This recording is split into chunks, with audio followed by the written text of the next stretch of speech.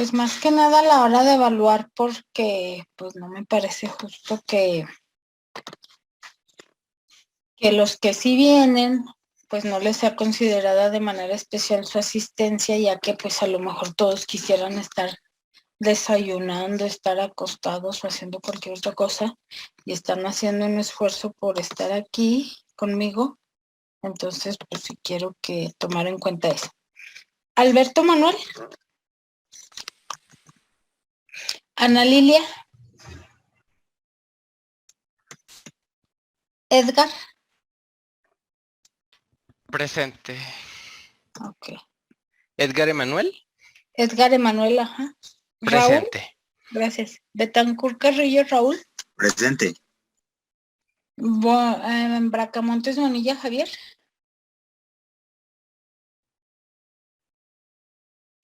Cristian Iván.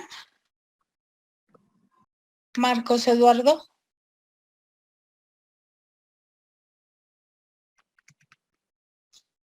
Priapo Alejandro.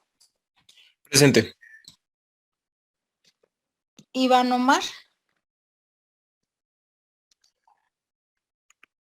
Rafael Martín. Presente. Jorge Enrique.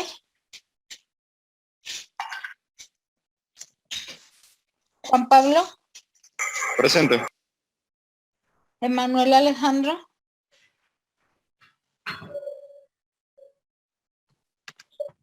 Alfredo. Roberto Alfredo. Presente. Maestra, a mí me acaba de pasar, pero no alcancé a contestar. ¿Cómo te llamas? Jorge Enrique. Ok. Israel. Presente, Carlos. maestra. Israel, sí. Carlos Arturo. Sí, maestra. Presente. Miguel Elibert. Presente. María Guadalupe. Presente. José Manuel. Israel Alejandro. Presente. Miguel. Presente. Armando. Presente. Edwin Daniel. Presente. Jesús Ediberto.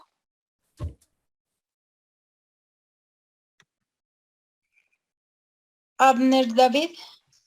Presente. Miguel Ángel Rendón Díaz. Presente. Gracias. Fátima. Presente. Mariana. Miguel Salas Ayala. Roberto Miguel.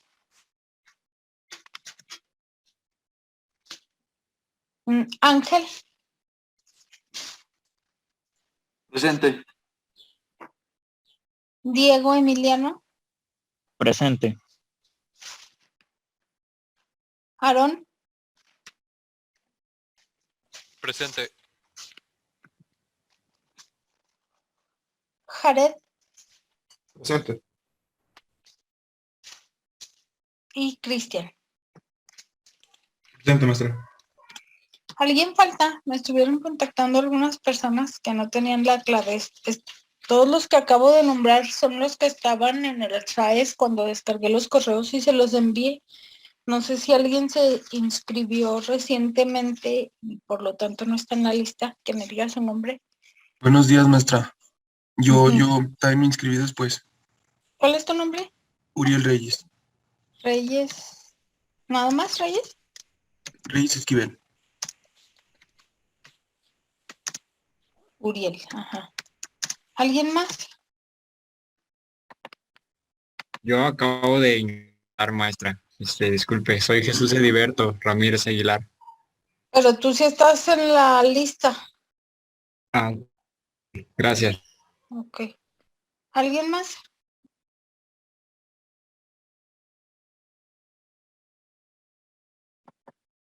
Ok.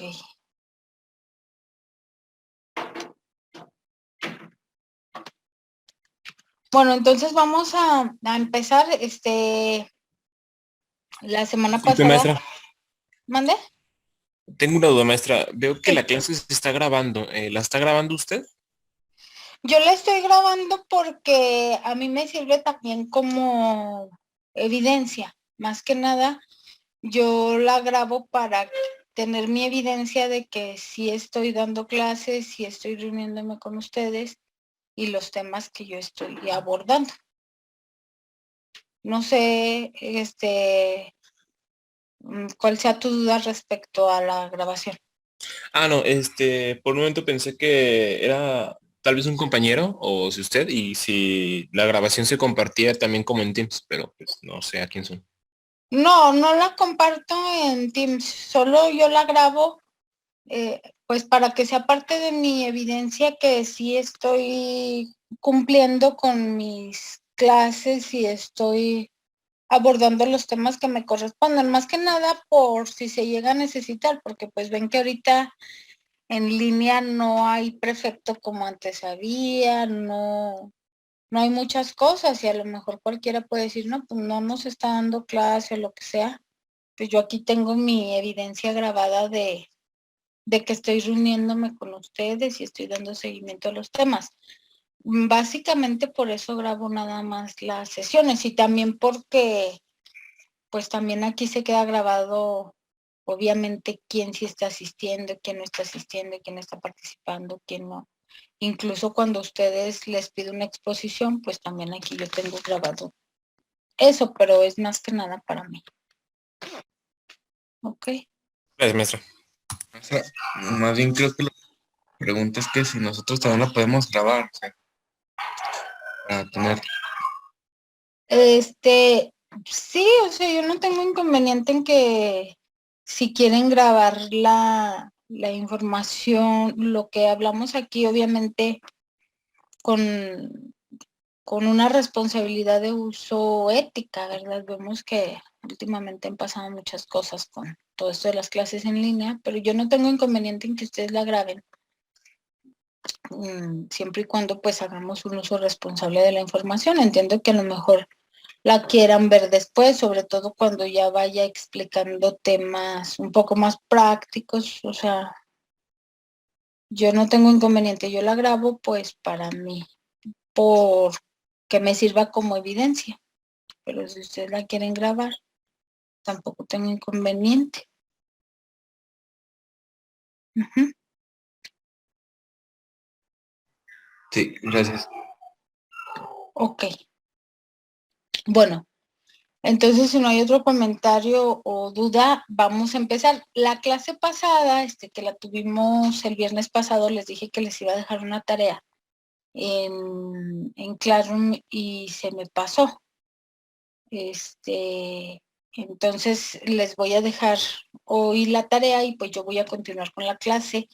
Pero antes de continuar con la clase, con lo que estuvimos hablando la sesión pasada, quiero pedirle a Edwin Gijón que por favor nos destaque 3 puntos importantes que vimos la sesión pasada. Edwin, por favor, te escuchamos.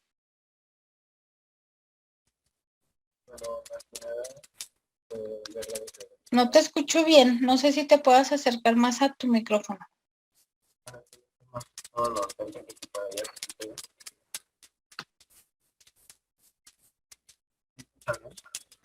No se escucha, no sé si los demás lo escuchen o solo yo no lo escucho. Si no se escucha. Edwin, no te estamos escuchando.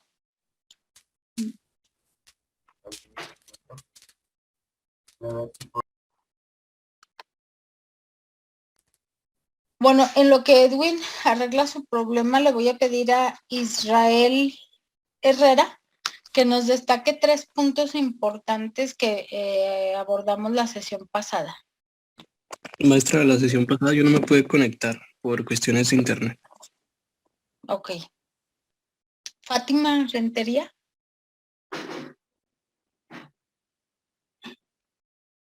Sí, maestra. Bueno, ¿sí me escucha? Sí, pero si te acercas más al micrófono estaría perfecto. ¿Me escucha? Sí, Bueno, estuvimos hablando sobre el inicio o un poquito de la historia de las finanzas, de cómo es un concepto nuevo a partir del gran, no sé cómo se llama, no me acuerdo, de la gran crisis económica después de lo de la bolsa de valores en Estados Unidos. Y estuvimos viendo lo de los activos. ¿Qué más estuvimos viendo? Bueno, de los activos, pues que hay cosas que podemos comprar en nuestro negocio o algo así, o en una empresa que tengamos, y pueden servir para como reinversión. Pues estuvimos viendo también el concepto de inversión y de gasto. No sé si con eso. sí, está bien. Muchas gracias, Fátima. Le voy a pedir a Jorge García que me diga cuál es la diferencia entre inversión y gasto. ¿Ya? Sí, gracias, Fátima. A Jorge García que me diga cuál es la diferencia entre inversión y gasto. Pues a lo que me quedó fue que nosotros invertimos, por ejemplo, 10,000 pesos en una tienda de ropa y el gasto es a lo que lo estamos dando a el producto, ¿no? No, No es así como inversión menos el gasto y lo que queda es la ganancia.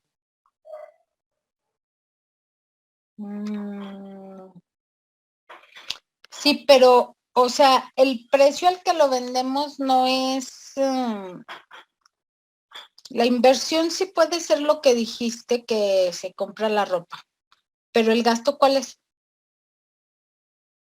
Diferencia entre inversión y gasto.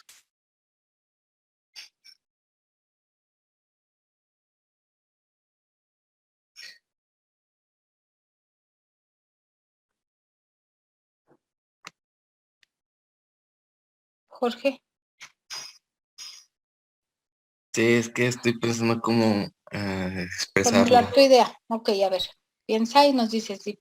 La inversión sí puede ser eso que nos dices de comprar la ropa, pero el gasto, ¿cuál es? Quiero que me digas cuál es la diferencia entre inversión y gasto.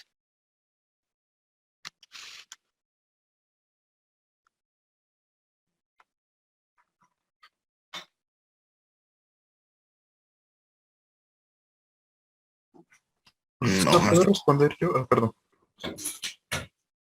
no lo tengo muy claro. Claro. Ok, gracias, Jorge. ¿Su compañero que le quería ayudar?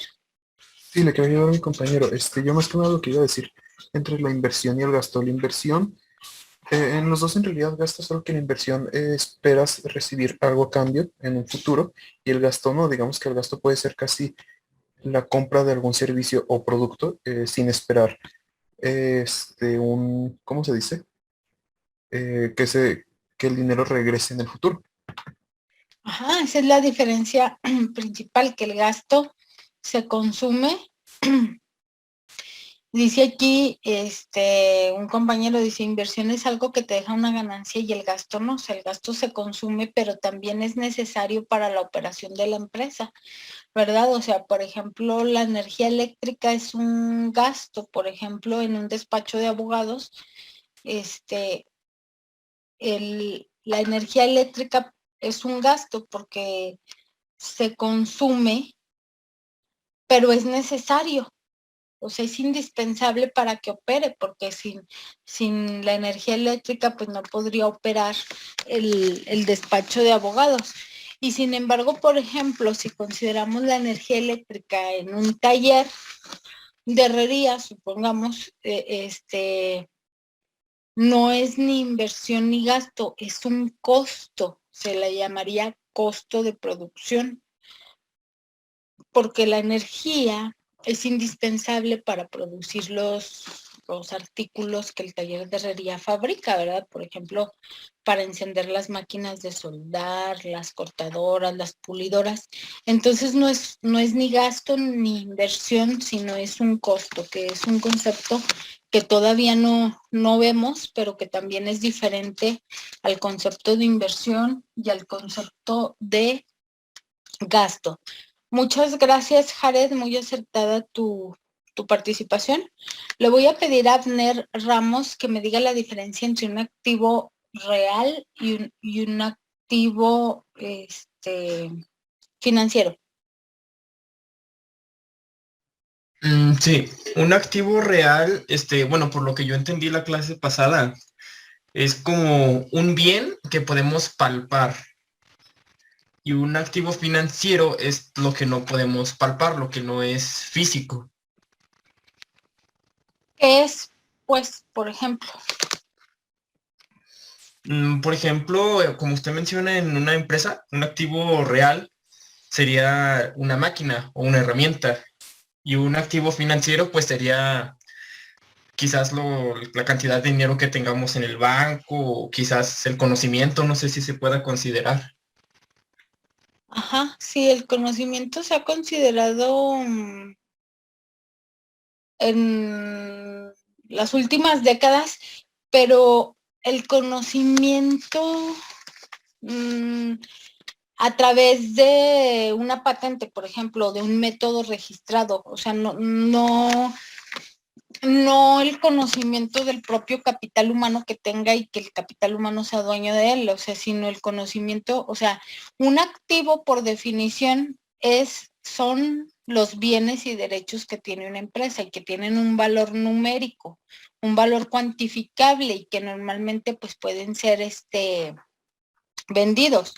Entonces, a lo mejor el talento o la habilidad que tenga una persona sí es una parte del activo de la empresa como capital humano, pero es una parte que yo no puedo vender. En el caso hablando de empresarialmente, porque por ejemplo vemos que en el área del deporte, en los equipos de fútbol o en los equipos de cualquier tipo, pues los jugadores representan ese activo y se venden, ¿no? O sea, los propios jugadores se venden a un equipo, se contratan pues a un equipo y se mueven. Pero los activos financieros sobre todo están enfocados a la compra de inversiones, a la compra de pagarés, a la compra de acciones, a la compra de valores, a la compra de divisas también. Pero pues sí tienes la idea en general. Más o menos así como yo les estoy preguntando ahorita, así va a ser el examen, ¿verdad? Obvio, sin que yo les ayude a formular sus respuestas. Muchas gracias, Abner. Le voy a pedir a Alberto Barajas que me diga cuál es la diferencia entre el mercado primario y el mercado secundario, hablando del mercado de valores, obviamente.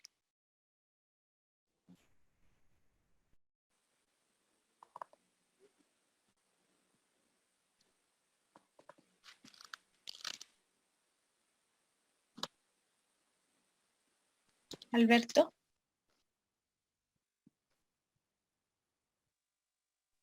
No te escuchamos.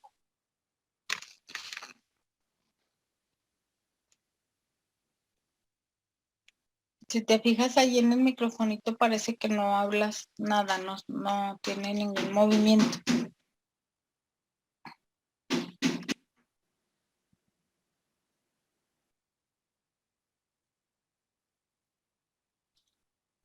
Sí, no sé por qué no esté funcionando, parece que no hablas, como que no registra tu voz. Ok, si otra persona quiere... ok, dice que se va a desconectar, pero si otra persona se sabe la respuesta y quiere obtener esta participación, ahorita le hacemos otra pregunta. Sí, ¿quién digo yo? Bueno. Bueno, tú primero. Bueno, a ver si lo complementamos. Según yo, lo del mercado primario era que si, por ejemplo, yo tengo mi empresa y tengo las acciones, ¿verdad? Entonces, yo vendo por primera vez esas acciones de mi empresa, o sea, a alguien, y ese ya sería el mercado primario, pero si ya, por ejemplo, más bien, y esa persona me paga a mí, pero si, por ejemplo, ya después esa persona decide vender las acciones, pues le pagarían a él y ya no a mí, y ahí ya sería el mercado secundario, ¿sí, no? Ajá, sí, así es.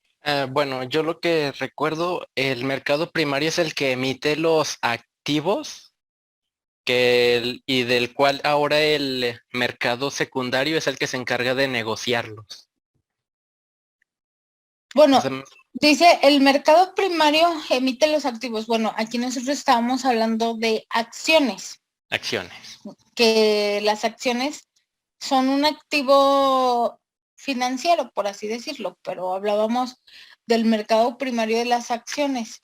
Entonces, el mercado primario, o sea, que son las empresas, emiten las acciones. O sea, cuando una empresa emite acciones, se somete a la ley mexicana de acciones y valores, y inmediatamente pues está regido por esa ley, vende las acciones por primera vez, él da el precio de salida de esas acciones, esa empresa recibe el dinero de las acciones, y el mercado secundario se dice que es cuando esas acciones son vendidas a otros posibles compradores, pero la empresa ya no tiene control ni sobre el precio, ni sobre a quién se le vendan, ni absolutamente ya nada. Ese sería el mercado secundario. O sea, lo que nos dijo su compañero, al principio, sí, Cristian, está acertado, y aquí con Emanuel, pues solo lo aclaramos y lo complementamos. Muchas gracias por sus participaciones. Me da mucho gusto ver que sí me ponen atención. Les agradezco porque yo sé que no es fácil estar aquí, mucho menos en una unidad de aprendizaje tan teórica.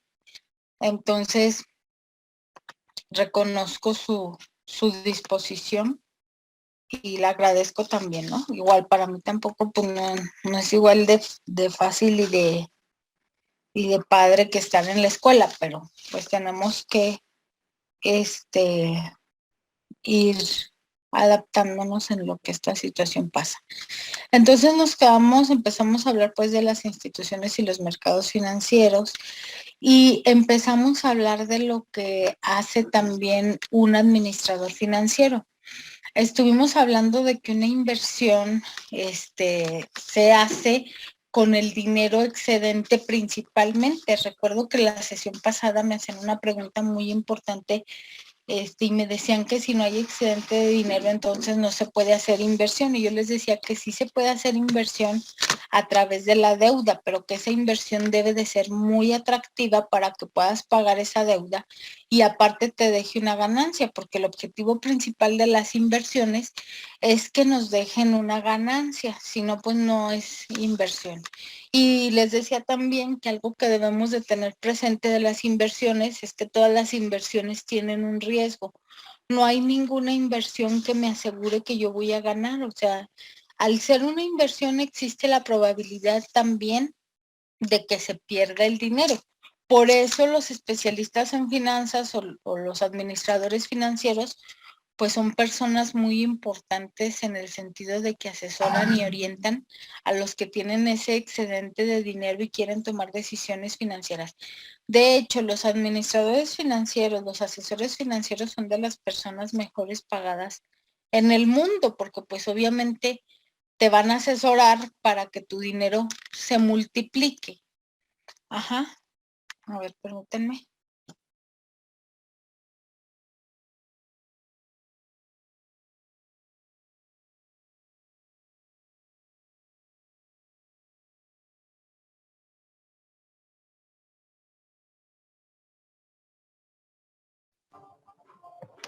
Perdón.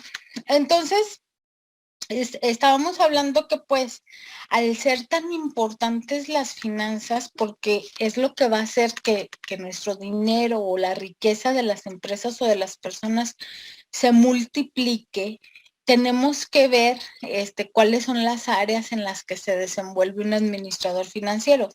Les decía que nosotros aquí, por ejemplo, pues tenemos muchas personas especialistas en finanzas porque tenemos en la Universidad Autónoma de Zacatecas la Facultad de Contaduría y Administración, que es una de las escuelas que más alumnado tiene. Eso obviamente también ha hecho que por la ley de la oferta y la demanda, el pago de los administradores y de los financieros en Zacatecas y en la región sean los sueldos muy bajos, pero a nivel mundial, si ustedes se checan ahí de las carreras mejores pagadas, los asesores financieros son unos de ellos. Y decíamos que los asesores financieros tienen diferentes funciones importantes y que sin embargo los empresarios mexicanos los visualizan únicamente como personas que saben calcular impuestos. Entonces, hablábamos sobre qué hace un administrador financiero y decíamos que principalmente toma decisiones de inversión. Dice aquí que debe decidir en qué activos fijos invertir. Dice, además de decidir las condiciones de crédito, o sea, normalmente las empresas requieren más dinero para crecer, para operar una nueva línea, para sacar una nueva ruta de distribución, y para ello pues a veces no se tiene dinero. Entonces es cuando el administrador financiero le debe de decir, te conviene sacar un crédito de este tipo en tal institución, o te conviene sacar acciones, o te conviene vender algunos pagarés para hacerte del dinero.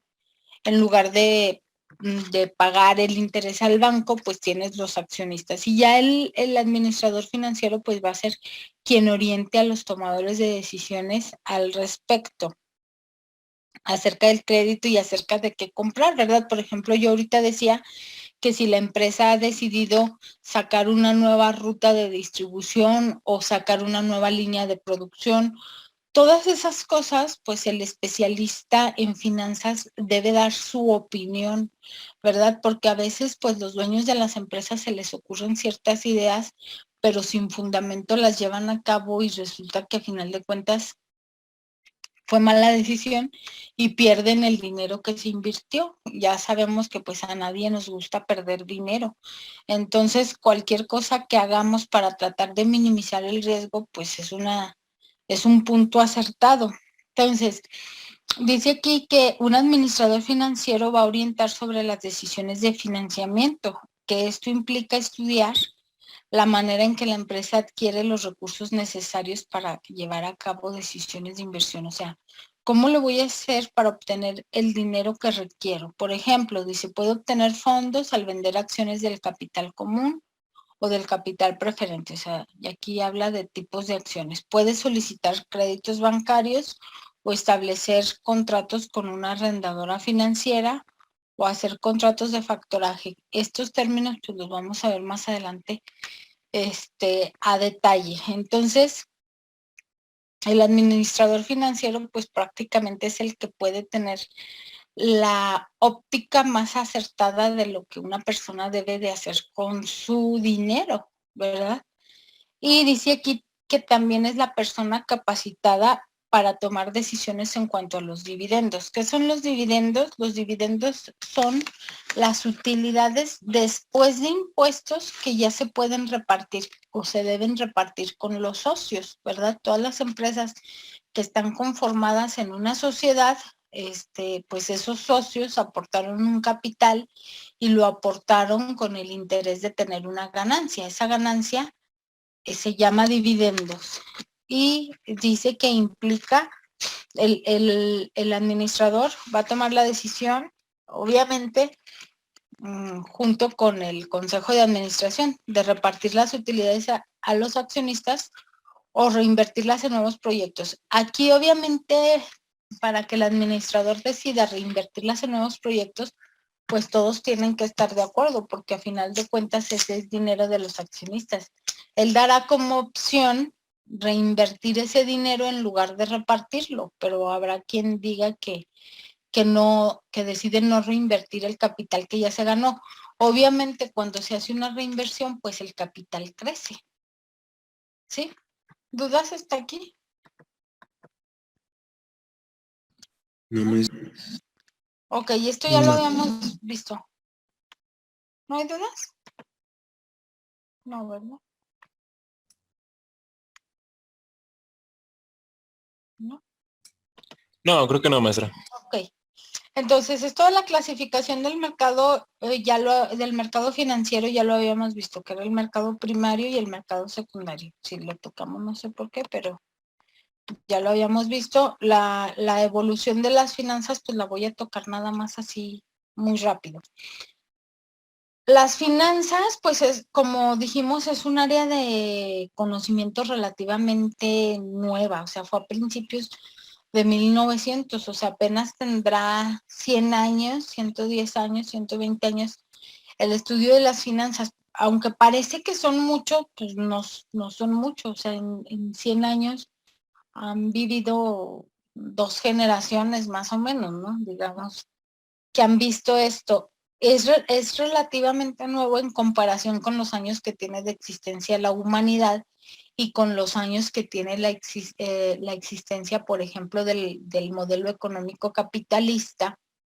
Entonces, el estudio de las finanzas es relativamente nuevo, pero se empezó a dar principalmente porque el mercado, después de a principios de 1920, sabemos que la revolución industrial pues empezó a surgir en diferentes años, en diferentes países.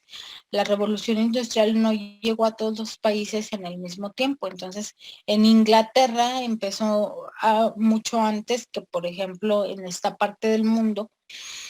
Y cuando las empresas empezaron a crecer o se empezaron a dejar de ser talleres, pues empezaron a sumar un taller con otro taller para hacer una empresa, o empezaron a existir lo que eran las fusiones, ¿sí? Que ahorita para nosotros es muy común ver que, por ejemplo, una empresa cervecera grande absorbe a una empresa cervecera más pequeña, o que 2 empresas ya se unieron, que eso para nosotros actualmente es súper común escucharlo y súper común saberlo, pero a principios del siglo pasado, pues eso era un fenómeno nuevo, como lo es ahorita. A lo mejor quizá la legislación sobre los drones es muy nuevo, pues así era los asuntos de que 2 empresas se van a unir, cómo se hace eso legalmente, ¿no?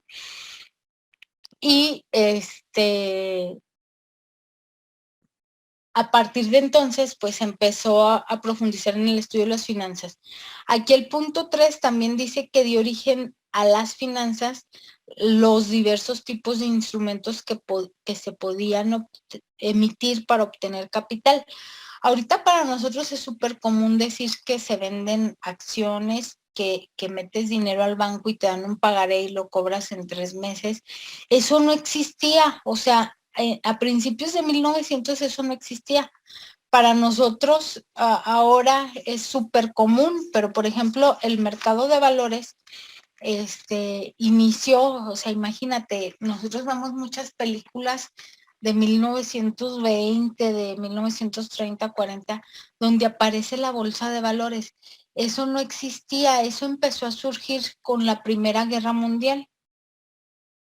Antes, pues, era impensable que alguien me diera un papel que decía que ese papel valía 10,000 pesos y que yo en 3 meses se lo cobrara y que en lugar de pagarme 10,000 me pagara 12,000. O sea, eso no se le había ocurrido a nadie antes, hasta la Primera Guerra Mundial, donde el gobierno estadounidense empezó a emitir, que eran como los bonos del gobierno, que era como un pagaré que el gobierno necesitaba dinero para continuar con la guerra y ya no tenía más dinero. Entonces a la gente, como quien dice, el gobierno le pidió prestado al pueblo y ofreció, o sea, les decía a los ciudadanos, bueno, tráiganme su dinero y cuando pase la guerra, cuando ganemos la guerra, les voy a regresar su dinero y una cantidad más. Obviamente en el gobierno, pues es más fácil de confiar en el gobierno que de confiar en una persona, porque entre comillas el gobierno va a estar ahí siempre, ¿no? O sea, y el gobierno tiene sus propios recursos.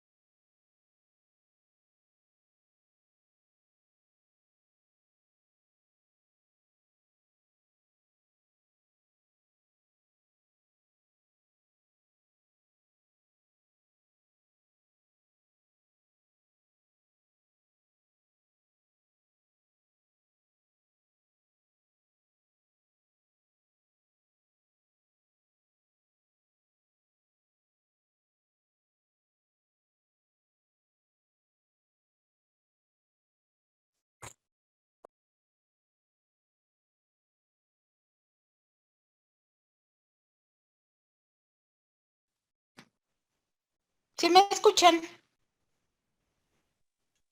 No, maestra, Ahora apenas- sí, maestra. Ahorita, maestra. Se escuchó. ¿Y escucharon todo lo que dije? Porque vi que mi microfonito tenía un botón rojo.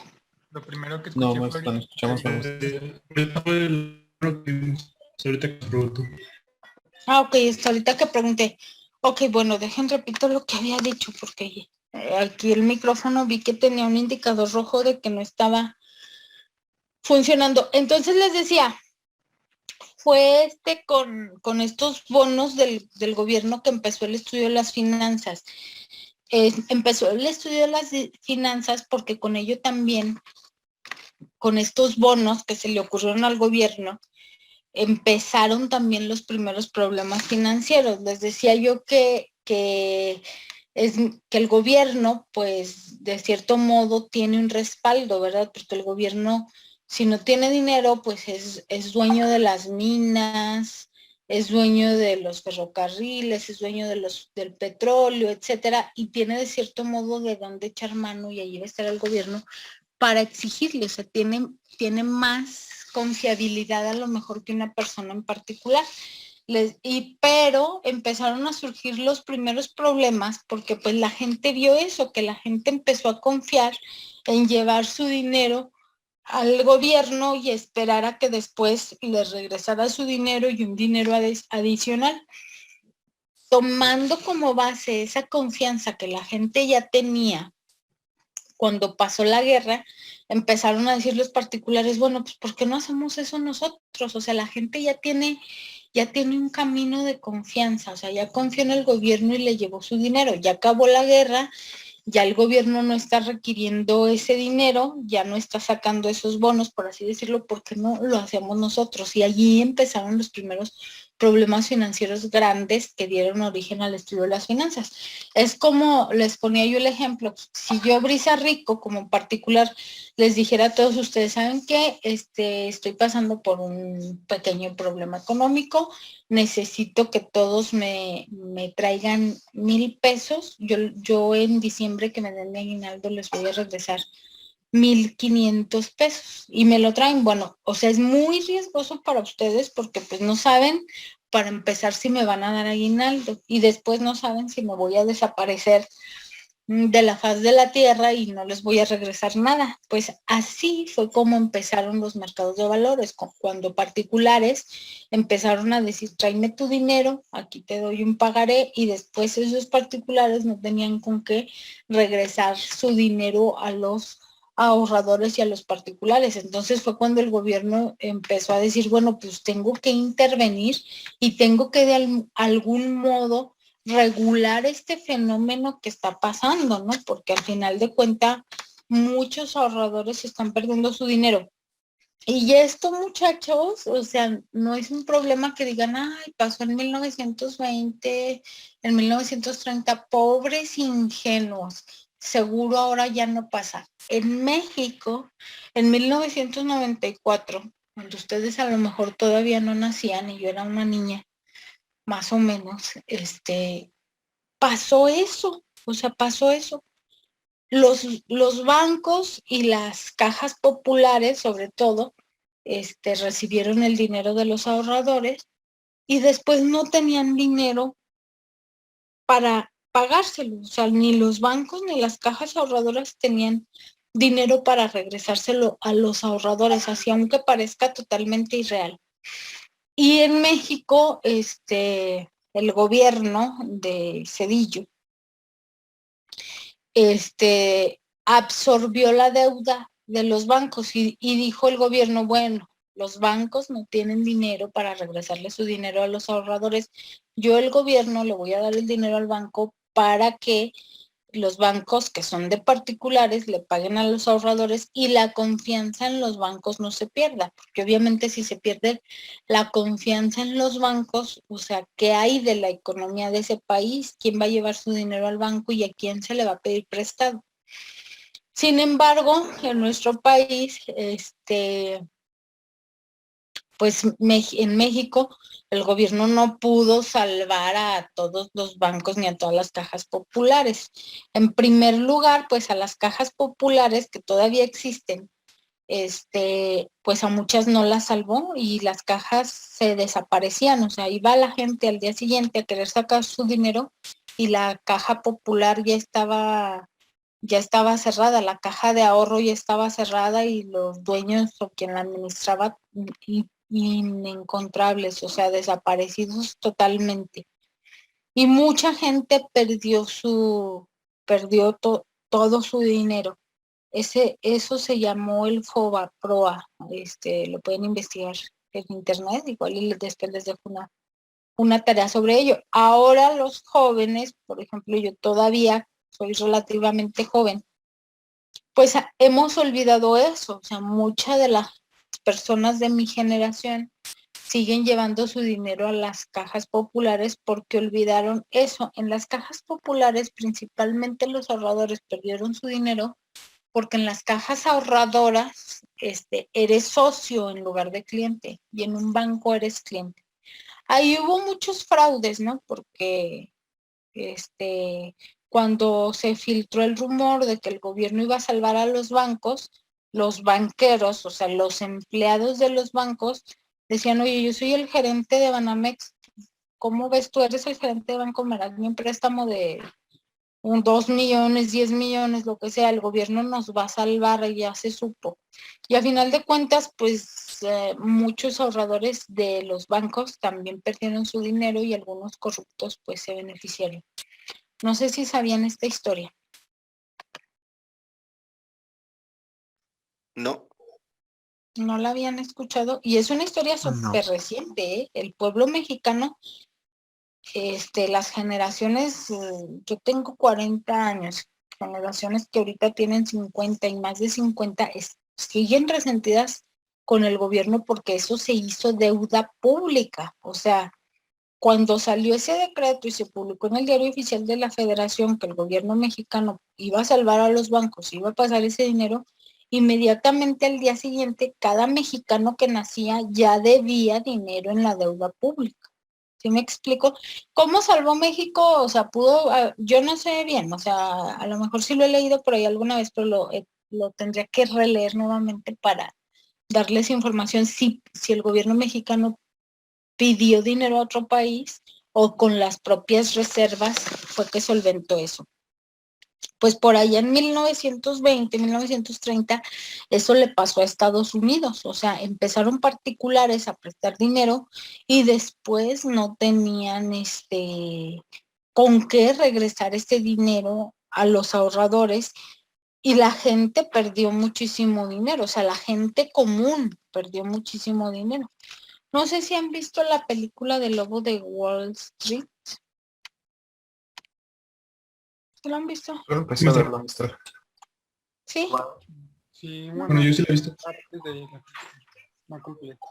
Yo creo que se las voy a dejar después de tarea nomás para platicar de este tema, así como casi cultura general, donde vemos que ahí ellos, a través de la ley de la oferta y la demanda, ellos mismos hacen que el valor de las acciones que no tienen valor suban de precio.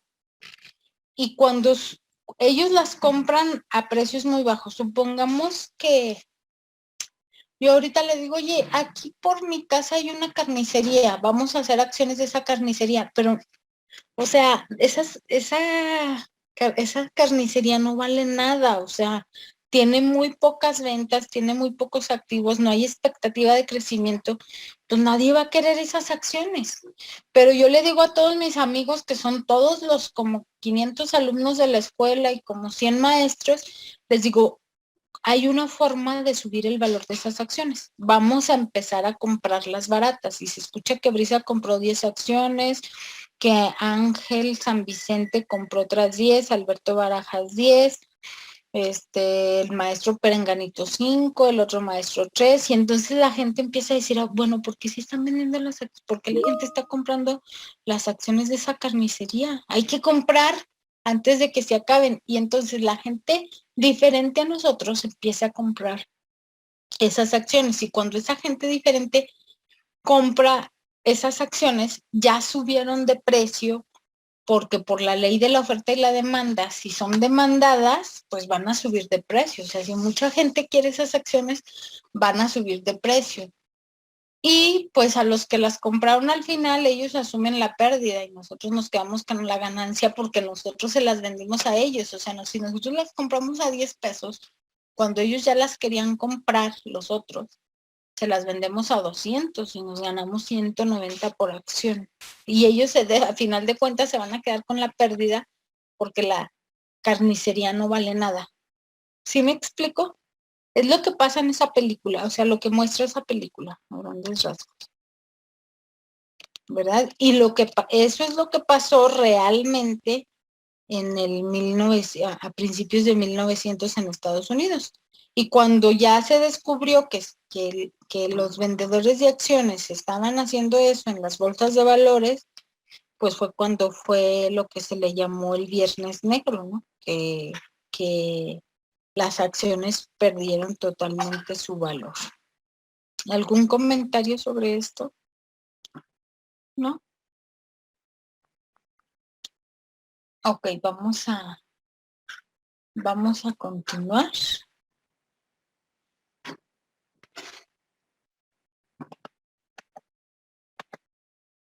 Bueno. Y vamos a seguir hablando aquí, pues que en la década de los 40 y los 50 se empezó a enfocar ya el estudio de las finanzas en las decisiones administrativas, solamente sobre qué comprar y sobre qué vender. Ya en qué comprar y qué vender en una empresa. Ya en los 60 se empezó a analizar un poquito que no era tan bueno que se invirtiera solo en una cosa, sino que se tendría que diversificar para minimizar el riesgo, que es lo que actualmente todavía sigue presente. O sea, una recomendación financiera siempre es no invertir todo tu dinero en la misma cosa, ¿verdad? Como luego dicen, no debes de poner todos los huevos en una sola canasta. Y por eso los asesores financieros pues tienen la cartera de inversiones donde le dan al inversionista opciones diferentes donde puede invertir, aunque esas opciones pues le den diferente ganancia. ¿Por qué? Si él invierte todo su dinero en un negocio y ese negocio fracasa, pues va a perder todo su dinero. Entonces, es estratégico que se invierta en diferentes negocios el dinero. Y los financieros, pues son los especialistas en decir en qué negocio habrá de invertir. Después, en los años 70 y 80, pues ya se iniciaron estudios acerca de la relación que existe entre los impuestos, la empresa y los accionistas, además de considerar el análisis de la inflación para la toma de decisiones y las tasas de interés. Las tasas de interés y la inflación son elementos o son fenómenos muy estudiados por el gobierno y son los principales enemigos del gobierno. Las tasas de interés, por ejemplo, o sea, cuando nosotros vamos y pedimos un crédito, ese crédito tiene una tasa de interés. Si nosotros ahorramos dinero, por ese ahorro nos van a dar una tasa de interés. Esas tasas de interés en nuestro país mayormente están controladas por el gobierno, no se dejan a la libre circulación. Son a través del Banco de México, son de cierto modo, hasta cierto modo reguladas. No son totalmente reguladas, no son impositivas, pero tienen cierta regulación porque las tasas de interés están completamente ligadas al fenómeno de la inflación y todo país, o sea, el principal enemigo de cualquier economía, de cualquier país del mundo es la inflación. Si la inflación es lo que siempre se quiere reducir y en el mejor de los casos eliminar. Todos entienden el concepto de inflación. ¿Qué es la inflación? Es un concepto que siempre escuchamos en las noticias. ¿Quién me puede decir qué es la inflación? ¿Qué cree que es la Es inflación? cuando el precio de todos los productos sube. Cuando el dinero vale menos. Cuando el dinero vale menos, cuando los productos suben.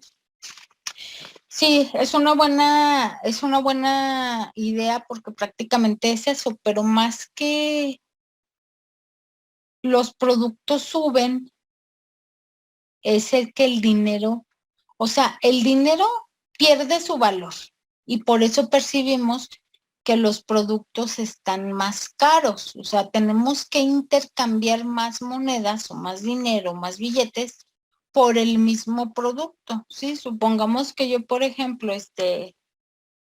tengo un litro de leche que vale 20 pesos, ¿sí?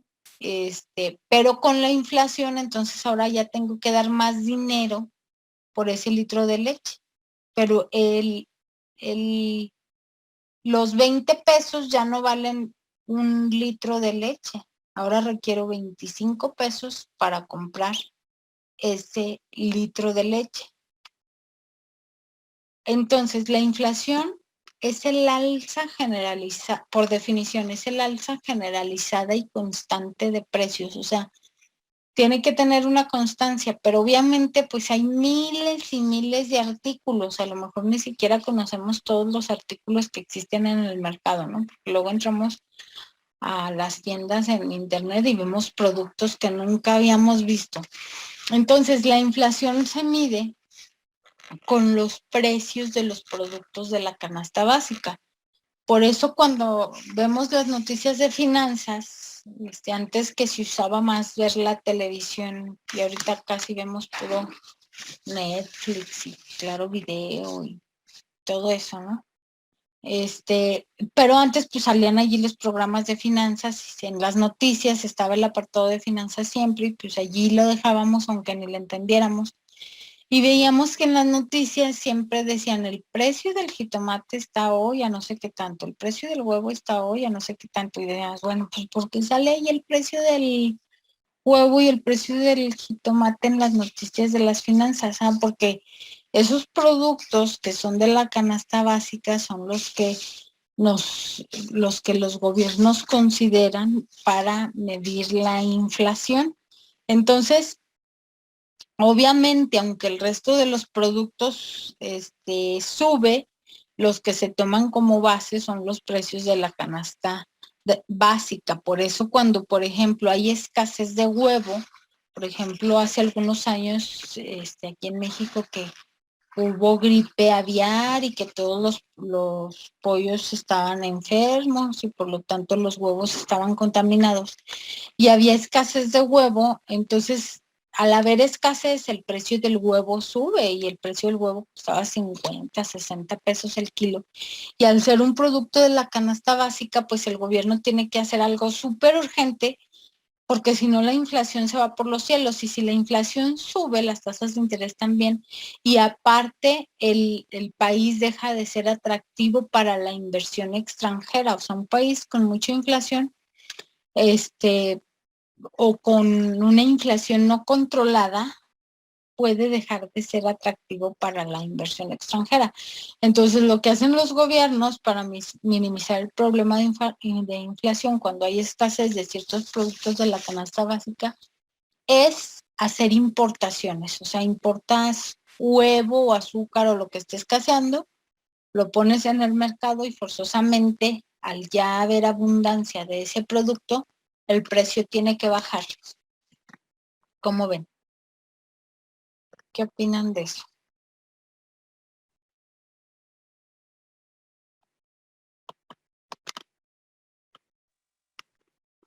Ok, si no hay comentarios, vamos a continuar.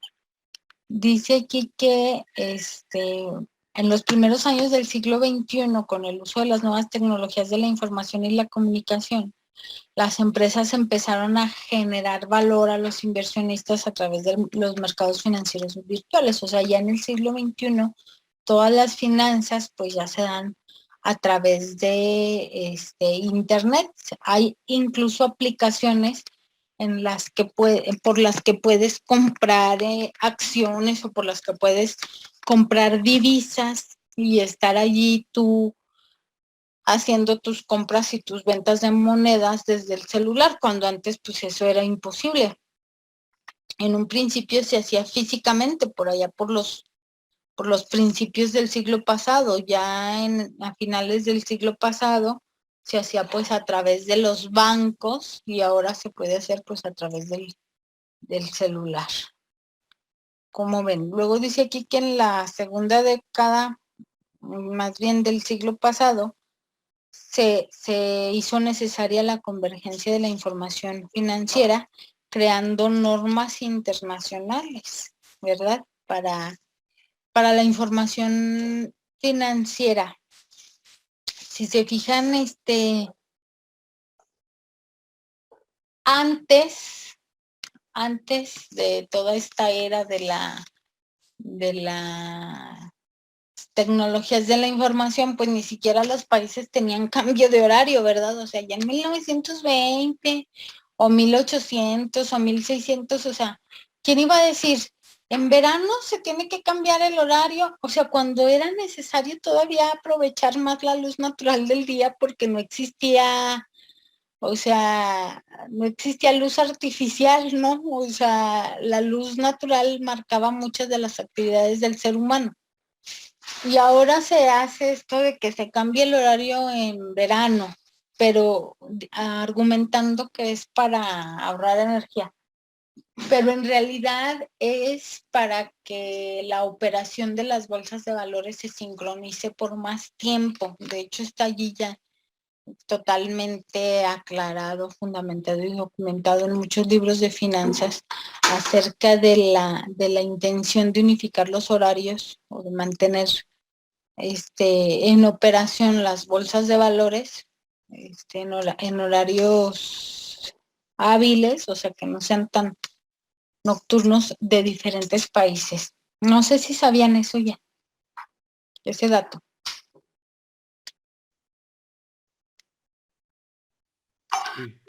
Yo no lo sabía, maestra. Que el horario de verano principalmente tiene motivaciones financieras más que de ahorro de energía y todas esas cosas, o sea, porque pues ahora las operaciones ya se dan en línea, que obviamente pues ya en este momento de la vida pueden ser las 24 horas, pero bueno. Entonces vamos a cambiar aquí de diapositiva. Dice que vamos a empezar a hablar ahora sí de los estados financieros. Los estados financieros, bueno, no sé por qué tengo acá primero la definición y cuáles son y luego tengo esto, pero se los voy a platicar. Los estados financieros son documentos que se realizan en las empresas en primer lugar para conocer la situación financiera de la empresa, es decir, para saber si la empresa ha tenido ganancias o si la empresa tiene utilidades que pagar o si la empresa cuántos activos y cuántas deudas tiene, o sea, para eso sirven. Pero también son estados financieros que obligadamente son requeridos en nuestro país por la Secretaría de Hacienda y Crédito Público, ¿verdad? Entonces son documentos que forzosamente las empresas tienen que elaborar.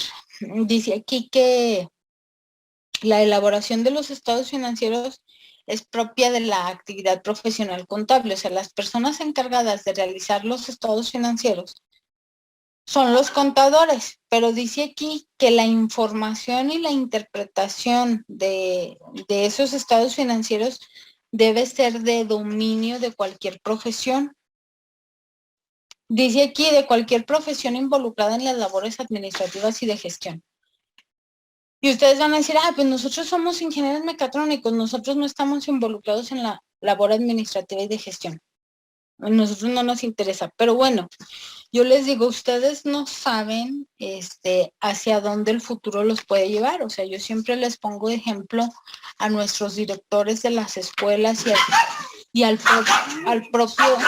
propio director general del Politécnico, que es un ingeniero y que está a cargo de una escuela, o sea, que tiene que conocer los estados financieros. Normalmente, por ejemplo, también estas unidades de aprendizaje se dan en la carrera de metalúrgica.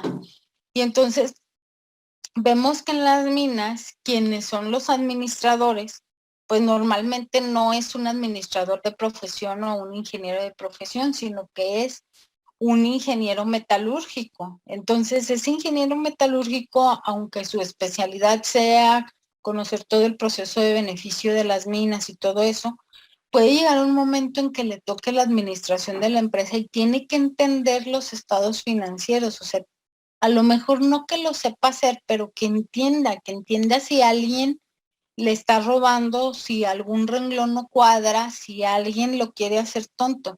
Igual pasa con ustedes, a lo mejor su carrera es mecatrónica y ustedes están creando tecnología, van a tener su taller o van a estar en el área de innovación y desarrollo de una empresa o van a estar a cargo de una línea de producción.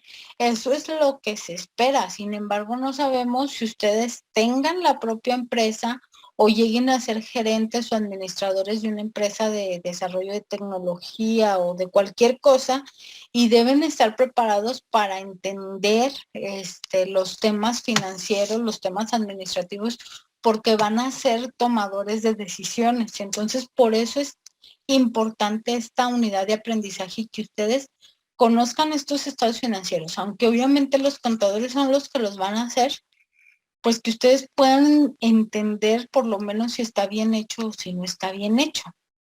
Ese es principalmente el objetivo. O sea, no se van a hacer con esta unidad de aprendizaje expertos en finanzas, pero sí van a tener las nociones generales para darse una idea cuando vean los estados financieros si la empresa va bien o si la empresa está mal. Imagínate que a lo mejor ustedes ya se encuentran en la situación de tener un excedente de dinero y para comprar acciones de una empresa, pues van a tener que ver los estados financieros, que no entiendan si la empresa va ganando o va perdiendo, pues es como si se los mostraran a un ciego. ¿Sí me explico?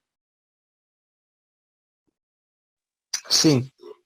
Sí, ok. Por eso entonces es importante que aunque sea, tengan las nociones generales, que obviamente la actividad de hacer las declaraciones, pagar impuestos, antes estaba súper reservada a los contadores. Ahora cada vez Hacienda está haciendo más uso de las tecnologías de la información y ya o sea, nosotros como particulares, por ejemplo, yo, Brisa Rico, puedo hacer mi propia declaración sin la necesidad de un contador.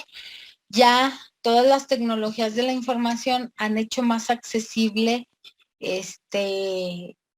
todo este sistema de contribuciones que es bueno. O sea, por ejemplo, yo tengo alumnos egresados de sistemas, sobre todo, que tienen clientes y que tienen que hacer sus declaraciones y ya ellos solos las están haciendo. Entonces sí es importante que conozcan estos estados financieros y los puedan entender.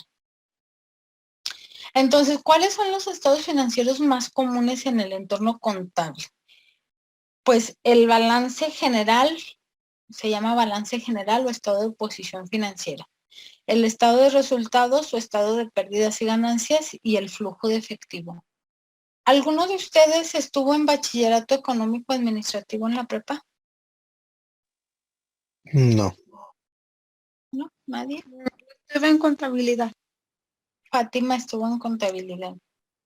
Muy bien, Fátima. Entonces tú sí, aquí pues ya vas a casi haber pasado esta materia porque es lo que se ve casi en primer semestre de contabilidad. Pero aquí lo vamos a ver de forma más general, porque también casi en todos lo he visto de forma muy detallada, pero ahora mejor lo quiero ver de forma más general y ver otros temas de más utilidad. Pero bueno, vamos a ver. Bueno, el balance general es un documento que nos permite ver cómo está la empresa. Como su nombre lo dice, es un balance, ¿no? Aquí vamos a ver qué. Bueno, los voy a definir primero y luego voy a decir los objetivos, ¿no? El balance. Dice aquí que es el medio de contabilidad usado para mostrar el efecto acumulado de las operaciones efectuadas en el pasado, los activos con los que cuenta la empresa para futuras operaciones, así como los derechos que existen sobre los mismos. Y dicen que los aparecen con el nombre de pasivos y de capital contable. Y dice aquí que es el estado financiero más antiguo, el cual consta de 3 partidas, activo, pasivo y capital. Es decir, lo que se tiene, lo que se debe y el remanente entre ambas, que es propiamente lo que la empresa posee y refleja la situación financiera que guarda la empresa en un momento dado. No evalúa los resultados, por lo general se presentan al final del ejercicio fiscal. Bueno, vamos a como desmenuzar esta información. Un ejercicio fiscal primero, Hacienda lo marca como que abarca del 1 de enero al 31 de diciembre de cada año, excepto cuando la empresa inicia operaciones, porque las empresas pueden iniciar operaciones en cualquier mes, ¿verdad? No las empresas inician operaciones en enero, sino puede ser en febrero, en agosto, en septiembre. Y el primer ejercicio fiscal va a ser del mes que inicien al 31 de diciembre de ese año. O sea, el primer ejercicio sería, si una empresa inicia operaciones ahora, sería de agosto a diciembre.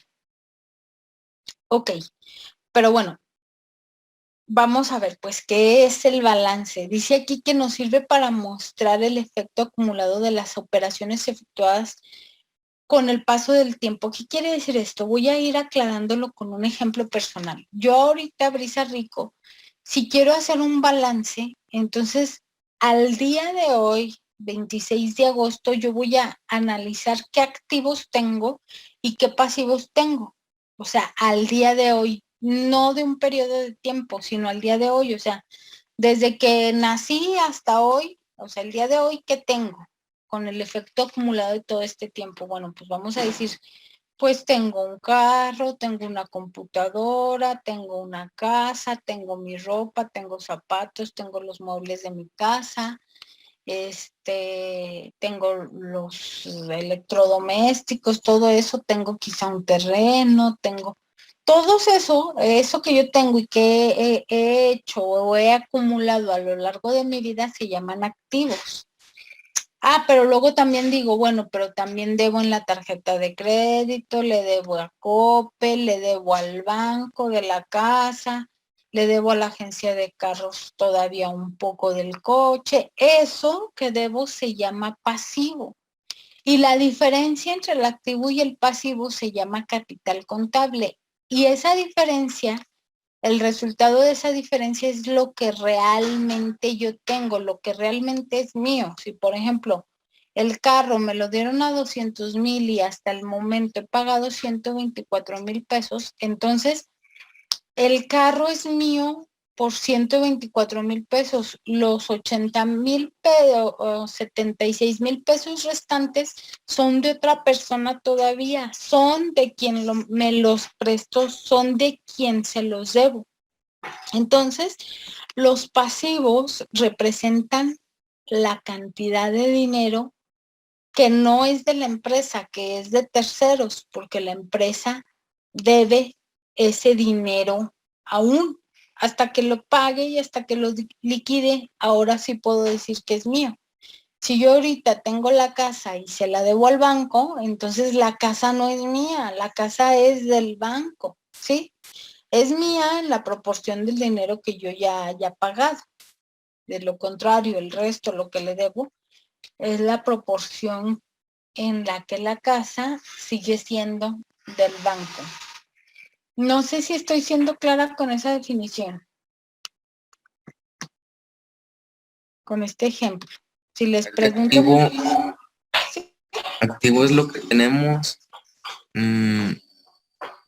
Sí, así como dice ahí, lo que tenemos. Y también el pasivo, pero el pasivo es como un apartado para lo que debemos. Ajá, lo debemos. O sea, el activo se cuenta, por ejemplo, el valor del carro. El carro vale 200,000 pesos, o sea, es un activo que yo tengo. Ah, ok, pero en el pasivo voy a poner 80,000 pesos. Entonces, la diferencia entre estos dos es el capital, lo que realmente me pertenece. Realmente me pertenecen no 200,000 pesos, sino 120,000 pesos, que es lo que realmente yo he pagado y es mío, porque los otros 80,000 pesos representan una deuda que yo tengo, es algo que tengo que pagar. ¿Sí? Sí, está bien. Ok, entonces el balance me muestra la situación de la empresa. Si se fijan, esto que yo les estoy diciendo es lo que tengo, pero no es lo que yo gano. O sea, aquí nunca hablé de mi sueldo que quincenalmente recibo de la escuela. O sea, nunca les estoy hablando de los ingresos que recibo ni de lo que gano en realidad. Simplemente les estoy hablando de lo que tengo. Entonces, lo que se tiene es diferente de lo que se gana. Lo que se tiene es una cosa y lo que se gana se calcula en otro documento que se llama estados de resultados, del cual les hablaré la siguiente clase. ¿Ok? Yo creo que ya los voy a dejar salir. Nos quedan 2 minutos para que terminen estos segundos 40 minutos. Y espero que ahorita en el transcurso del día ahora sí suba la tarea. Es que no sé por qué la semana pasada se me olvidó. Y ya me acordé como el lunes. Dije, no, pues ya les reduje días. Entonces, de todas formas es la primera semana. Entonces, pero ahora sí se las voy a subir. ¿Sale? Sí, maestra, muchas gracias. Está bien, maestra. Ok, entonces le voy a dar aquí finalizar para todos. Nos vemos.